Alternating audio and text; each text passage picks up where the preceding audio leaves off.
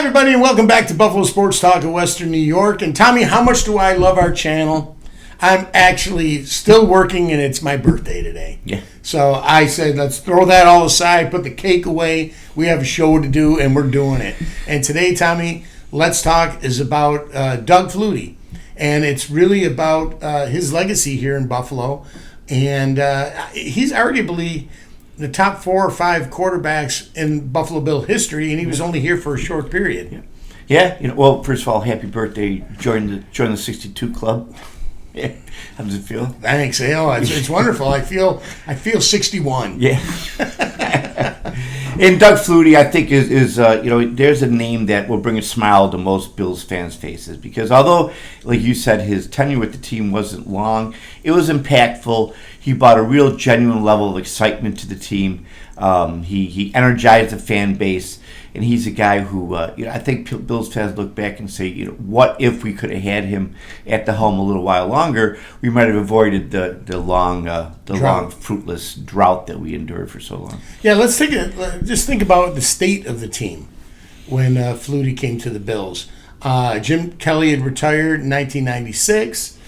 We went through Marv Levy's final season in '97, where we had Todd Collins as a quarterback who the Bills had put their hopes that he was going to be the future, and it was quite obvious early on in the '97 season that wasn't going to happen. He was a bust. And the Bills signed Rob Johnson on the strength of one game that he played with Jacksonville, and gave him a huge contract. And as insurance, they take Doug Flutie out of the CFL. Now, Flutie, he came from Boston College, and you can talk a little bit about his career in college, Tommy, but everyone remembers his most famous play was probably the Hail Mary play when he was in college. And talk a little bit about his accomplishments at Boston College. Yeah, that was a program that he really elevated. Boston College was, perennially not a great contender, obviously, and he came in and he turned that program around and engineered, a great comeback against at that time a juggernaut Miami University team. And that play that everyone remembers, arguably the most famous play in college football history, when he tossed that Hail Mary pass and beat the Hurricanes in a game that no one really thought Boston College had a chance of winning. He led the Boston College team to be ranked, which hasn't happened a lot in their history. And he won the Heisman Trophy in 1984, and that was a great accomplishment for a guy who, a lot of people looking at him would dismiss him as, not able to compete at a high level in college because, it was his height. And that, that's something that dogged him throughout his career. And I'm sure that contributed to him being the lowest drafted Heisman Trophy winner of all time. He's taken, I think, 285th in the draft, which is the lowest still to this day that any Heisman Trophy winner has ever been taken. Right.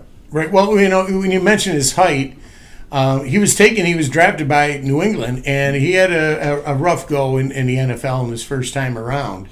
And he ended up going, after spending some time with New England, and I believe he also played with Chicago in that first run. And he goes off to Canada, where he becomes a star. Talk about some of his accomplishments in Canada, Tom. Yeah, he was arguably the greatest player in the CFL history. He won 6 MVPs. He won 3 Grey Cups. He was the face of the Canadian Football League for years, and he to this day is the only non-Canadian athlete to be a member of the Canadian Athletic Hall of Fame.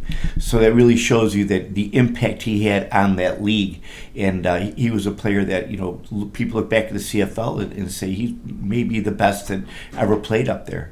Well, you mentioned how he turned that Boston College program around and made them contenders. And here he comes to Buffalo in 1998. This is his second go with the NFL. And again, he is picked basically just to be a backup for Rob Johnson. And the Bills start that 98 season poorly, 1-3, and they're playing the Colts, and Rob Johnson goes down and Doug Flutie comes in. And the rest of that season's history. Flutie leads the team, plays fantastic, turns that team around. And again, this is a team that, as I mentioned, Kelly had retired and Marv Levy is gone. And the only really remaining members of those great Super Bowl teams are Bruce Smith is still there, and Andre Reed and Thurman Thomas. And we have Eric Moulds now is going to be the new star receiver. And when Flutie comes in, and he's got to be like 34, 35 years old at this time too, so he was no spring chicken. But what a breath of fresh air he brought to that team. And lo and behold, he's in there, and the team starts winning, and they keep him in. Yeah, he played with a certain level of excitement. He brought a sense of urgency to every play. He was out there. It seemed like he was fully committed to do everything he could to let the team win every snap. And I think fans in Buffalo really appreciated that level of intensity that he brought. He was charismatic. He was he was in the community, and he really became someone that Bills fans had been longing for since Jim Kelly had left a few years earlier. It was really only 2 years, right? Which is a guy who we could put our faith in and say this guy can get it done. And of course the Flutie Flakes phenomenon was born. Well, that came with his son. He had a handicapped son, and I think the community really embraced him with that. And as you said, that Flutie Flakes, it was a phenomenon here in Western New York area. And Flutie really was really great in the community, and became a community leader. And I got the feeling every time I watched him, it was almost like watching street football. His height. Everyone said he can't get this job done. He's too small, and yet somehow he always managed to do it. Yeah. And it almost seemed like he was just drawing up plays in the dirt. Yeah. And it was working. Yeah. And they called it the Flutie Magic. And I think in that 98 season, probably the most famous play was that game against Jacksonville in the naked boot. Yeah. He hits Eric Moulds, big comeback. He hits Eric Moulds for a long pass, and they think they score a touchdown, but the referees mark him down on the 1 yard line. And they have 3 attempts to getting into the end zone with just seconds left. And they fail, so it's 4th down. And I guess the naked boot, it was a broken play. Yeah. It was supposed to go to Thurman, and Thurman wasn't there, so he had according to Flutie himself, he said it seemed like it took him 2 hours to get into the end zone. But probably one of the most famous plays in his time with the Bills. And it got him into the playoffs, and we're back again. Buffalo's back. And like I said, it was that sense of urgency. He played like, his tail was on fire, and he was just trying desperately to make things happen, and he succeeded a lot of the time. And one thing fans in Buffalo, we're used to some losing over the years, unfortunately. but fans of Buffalo appreciate a team, a player that gives it their all. Mm-hmm. And that he was the epitome of a guy who always gave it his all. So, win or lose, you knew that Doug Flutie was going to get out there and play in a way that was going to excite the fan base, because he was just going to leave it all on the field. And people appreciate that. Yeah, well, I think because of all the heartbreak that Buffalo's had with sports over the years, not just the Super Bowl losses, but the no goal and with the Sabres, the Buffalo Braves leaving town, and you just go on and on and on. Yeah.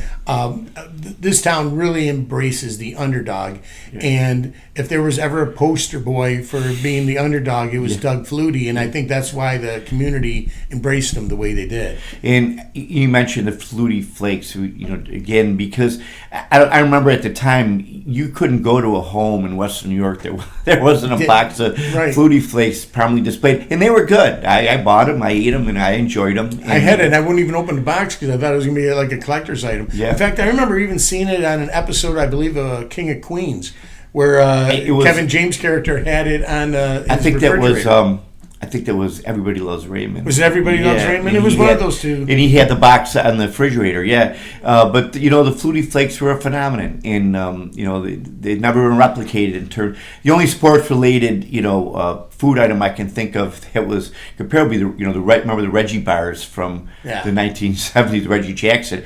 But, the Flutie Flakes were really something that, the Buffalo rallied around. They were a hit. No doubt, and I'm sure lots of people out there still have their empty boxes, maybe some full boxes. Full boxes, you just don't eat them. Yeah.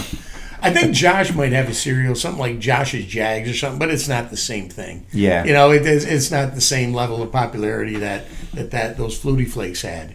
But, to finish off with that 98 season, we do make the playoffs, and we lose a heartbreaker to Miami. But coming around 1999, Flutie is now the starter because of everything that he accomplished in that 98 season. And once again, he has a great year, really. And the Bills, here's the thing, too. They had like the number one defense that year. Yeah. And Flutie did what he had to do on that field to secure victories and leads the team back into the playoffs to the point where he does not have to play the final game, which ironically was against the Colts. And it was against the Colts that Rob Johnson had gotten hurt the year earlier that Flutie came in for the first time. Now they rest Flutie for that final game, and Rob Johnson, in a meaningless game, has a really big game. Mm-hmm. So in his infinite wisdom, Ralph Wilson makes the call to Wade Phillips and says, no, that's our guy. And I think Wade tried to save face, saying, no, this was my call. But I got a call, bull on that. I think it was Ralph was still paying Rob the big money, and he wanted to see that money, pay off and bring him into the playoffs. And then it happens, the game, the against the Tennessee Titans in the playoffs. And I guess you can say to his credit, the last time Rob Johnson goes on the field, walks off the field, the field goal range, and they hit the field goal, and the Bills are ahead. Yeah. And then you tell them what happens. Yeah, and then we know the one of the most infamous plays in Buffalo Bills history in NFL history. Yeah, and Tennessee gets the ball at the kickoff, and the rest is history. I think that most people who watched that game at the time and still today consider that a forward lateral. Well, you'll see the video here that we're playing. It still looks like forward pass to me. Yeah. And I think it was something along the lines of what the Raiders said, the immaculate reception, that happened in 1972 in Pittsburgh. Yeah. And if they would have reversed that call, there may have been a riot. And I think the same thing may have happened in Tennessee, and they decided, no, let it go. I don't know. But it looked still, we're Bills fans. Yeah. So we're, I don't know if we're looking at it objectively enough, but you see the film here, it still looks like a forward pass to me. Absolutely. And, I remember when it happened, I was watching it out in an establishment loaded with fans, obviously, and people were automatically said, that's a forward lateral, and I think most people... Even the announcer said it. Yeah, we assumed the touchdown was not going to count. And I think we ran the ends and we're like, all right, they're going to bring that back. They didn't bring it back. The touchdown counted, and Tennessee went on to win. And that really was the death knell for the Bills organization for a lot of years. Yeah, and you think to yourself, if Flutie's in that game, and that's what this video is pretty much all about. If Flutie's in that game, does it even come down to that? Right. I just thought that he had more control over that team and than Johnson did. And I think the game wouldn't have been that close with Flutie in. Again, we'll never know. This is all speculation. Yeah. But you just have to think, where would that team have gone with that defense and with the offense the way it was rolling with Flutie? Where would that, and the Titans end up going to the Super Bowl and losing to the Rams, who were, what do they call that? The Rams? The greatest show on turf. Greatest show on turf. They had that explosive offense. Yeah. It would have been one hell of a Super Bowl if you would have saw the best defense in the league, which was the Bills, going up against that offense. I think I would have given the Bills a really good shot of winning that Super Bowl too. But again, with that one decision made to not start Flutie, everything blows up in the Bills' face. Johnson, they named starter in 2000. He gets hurt again, and Flutie has to play, several games in the 2000 season. But by then, you could just see it was a train wreck. Like, you could just see the air had been taken out of the balloon, and the end was near. And Wade Phillips, I remember when the Bills in that 2000 season were still in the playoff hunt, and Wade Phillips on national television said, "No, we're not in. We're never going to make the playoffs." And when you have a coach saying that, what does that say for the locker room, especially after the year before they take their leader out of the playoff, the most important game of the season? Yeah, I think that there's sometimes you can see a franchise's fortunes can swing on one game, one play, and I think this is a great example of that. The Bills, in all reality, never recovered from that loss, and it took a long time before we regained our sense of our ability to compete with the better teams, and that wasn't until the arrival of number 17. Right, and well, in that game too against Titans, that was the end of Bruce, and the end of Andre and Thurman, and that whole Super Bowl roster. It was over, and going in to 2021, the Flutie goes to the Chargers, and the Bills just had a dismal. I believe we only won 3 games in 2001, and losing one of the games we lost was against the Chargers, and Flutie just completely destroyed the Bills, and that had to feel good for him after the way the Bills treated him. And I believe he ends his career again with the Patriots, backing up Tom Brady. But here's the ironic part of this. After everything is said and done, Ralph Wilson passes away. The Bills go for years and years with the drought, where we have quarterback after quarterback coming in. Rob Johnson, much to my dismay, gets a Super Bowl ring with the Buccaneers as a backup in 2002. And the Bills, you see the string of quarterbacks that we get. We get Drew Bledsoe coming in 2002, and there's nobody can tell me that if the Patriots thought that Drew had anything really left, that they're going to give him to the Buffalo Bills, let him go. So I never really signed up for Drew Bledsoe. And it was also the start of the ugly uniforms. It just seemed like every decision that franchise made after the 99 season was a bad one for years. So many forgettable signal callers there over the years. We're better off not even mentioning their names, because it just brings back I'm going to try a litany of futility. Can anybody name, I can't name them all. But I can think with Drew Bledsoe, there was J.P. Lossman, who was going, quoting Yoda. That's where we and a guy with a big arm, but A.J. Manuel. A.J. Manuel came after him. Of course, Fitz had his moments, but you knew with Fitz that even with the certain moments he had, you knew he wasn't going to win a Super Bowl for you. You just knew deep down that something was going to come crashing. Trent Edwards showed signs. I believe there was one season where we started 5-0, 4-0, something like that. They all kind of run into each other. They now, do, those seasons. But then I remember him getting injured in a game, I believe against the Cardinals, and he was never the same again. And Dick Duran was our coach during that period, and he was a very, they say a very nice man, very soft-spoken, but I think Trent Edwards kind of took his passive, personality with him, and he just didn't have that killer instinct, and you knew that the team was going to go nowhere with him. I used to make deliveries to the stadium in my former life, and I remember going into security to sign in. And there's always ladies working there, and they're always like, "Oh, Trent is such a nice boy. He's such a good guy. He doesn't even watch television. He's just so clean cut and good." And I go, "Yeah, that ain't gonna win us a Super Bowl though." Give me a cigarette smoking, a heavy drinker that's got a rocking arm and's got I just want the bowl. Yeah. You know, and you just saw it all happening, really up until Sean McDermott. Yeah. You know, all those years, Tommy, I know. until Sean McDermott finally comes along.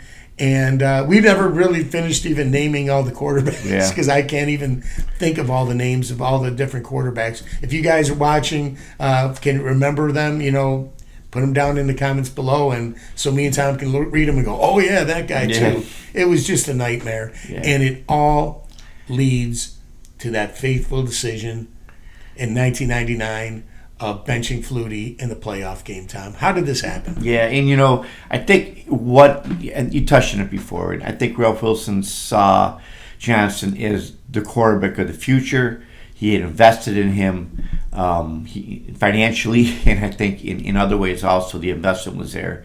And he was determined that, you know, this is going to be our guy that's going to lead us back to the playoffs after the departure of Kelly.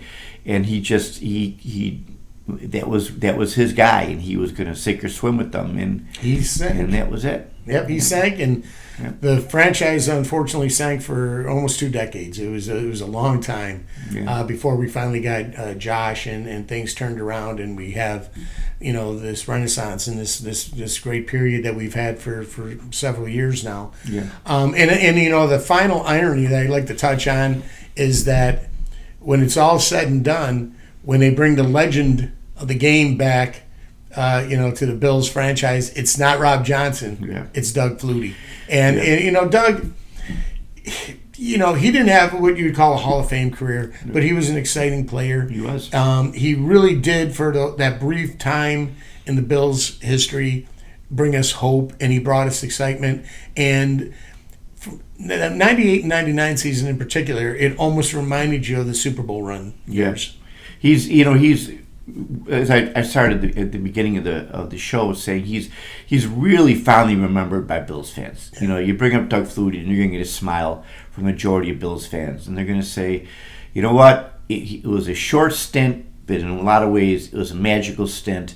The community really rallied behind this player. He epitomized Buffalo, and today he's you know, people love him in the community, and you see the ovation he got when he came back as a legend of the game in the last year of the stadium. And he's someone that Bills fans of a certain age are going to always have a soft spot in their heart for. Well, Tom, you know, the final thing is word on Doug Flutie is what could have been and what should have been, and it's one of those things we'll never know. What would have happened if they kept him in that game, let him play in that game, and what would have happened even in the following year, you know, if they would have just thrown everything into him for a few seasons, a few more seasons. I think we could have had a couple more exciting years and a couple more playoff years, and I think it would have, again, it just changed the entire, you know, direction of the team when they sat him down, and when they finally had to give up on Johnson, and Flutie wasn't there anymore. It just left this empty void that took 17 years to finally fill. Yeah. And we're fortunate for where we are now, but we were fortunate for those couple seasons with Doug Flutie too. So my hat's off to him. As I said at the top of the video, arguably the 4th or 5th best quarterback in my opinion in Bills franchise history, absolutely. And he did it in only a couple seasons. Yep. So that's going to wrap it up. Tommy, any final thoughts? I think that, you know, for a lot of us who aren't the biggest guys in the world, you know, he was someone that we could say, see, you know, this is what hard work and dedication and, you know, the ability to just give everything you have to your craft can achieve. With Doug Flutie, anything was possible, and that was the beautiful thing about it. Now, next week, we will return with Let's Talk. We only got 2 more shows to do with Let's Talk before this season ends, and then we'll start with our table talk, and we'll start talking about the upcoming Bills season, and we'll start talking about the Buffalo Sabres upcoming season, and we will finally have live sports again in Buffalo. It's going to be exciting, but we have 2 more episodes, and next week, Tom, we got to work because I know very little about this subject. We're going to talk about what I call Buffalo's true champions, the Buffalo Bandits. the most successful professional franchise in Buffalo, without a question, over the years. And and those who've been to Bandits games know that it's a lot of fun, and that's a team that brings the excitement, no question. How can we do these shows without at least mentioning it? We've talked about the Buffalo Bison hockey team. You talked about, what was the other one you talked about? The Norsemen. The Norsemen, and that we've talked about all these things. How can we not talk about the Buffalo Bandits? Yep. So we even talked about the National Wrestling Federation. Yeah. So we have to talk about our Buffalo Bandits. So I got a lot of homework to do, Tommy, in this next week. So that'll be coming to you next Monday. Until then, guys, enjoy your week. Enjoy the beautiful summer weather. The smoke seems to have gone, at least for now. Yep. So I think the sun shines out again. Go swimming, be with your family, and send me birthday cards and presents. I really need it. I'm an old man now. Until then, guys, have a great week, and we will see you next Monday. Take care. And go Doug Flutie. Go, little big man. Go! See you guys.